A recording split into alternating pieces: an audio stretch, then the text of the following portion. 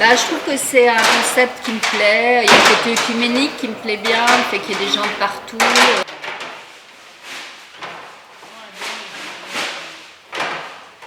De nos jours, tout est devenu tellement mercantile que je me dis que parfois donner gratuitement, c'est quand même utile.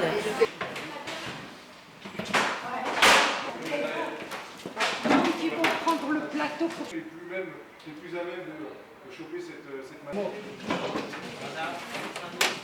5 personnes qui rentrent dans ma salle, elles prennent un plateau. Sur ce plateau, il y a déjà la soupe.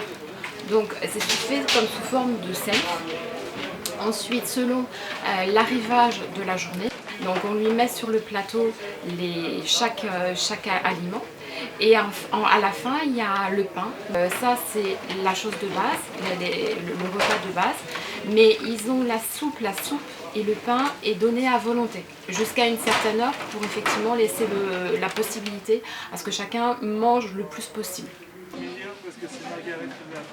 La Chorba accueille tout le monde, quelles que soient les conditions, quelles que soient les origines des gens, quelles que soient leurs croyances ou non-croyances. Voilà, c'est cette grande ouverture et cette grande tolérance qui transparaît dans les activités de la Chorba. Le lundi, comme aujourd'hui, donc j'assure ici une permanence administrative parce qu'on s'est rendu compte que c'est bien gentil qu'on leur donne à manger, mais les personnes, surtout celles qui viennent d'arriver à Paris, elles sont un petit peu perdues. On partage de notre temps, les gens viennent ici, ils profitent d'un repas, ils prennent soin des autres. Ça va, tu t'en pars? Ok. C'est un endroit extraordinaire. On rencontre des gens extraordinaires, des gens qu'on ne rencontrerait pas ailleurs. Et puis c'est toujours des sourires, c'est toujours de la gentillesse, de la bienveillance.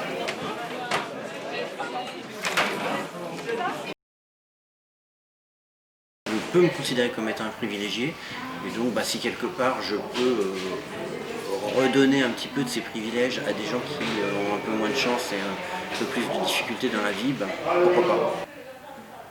C'est la joie des bénéficiaires, peut-être.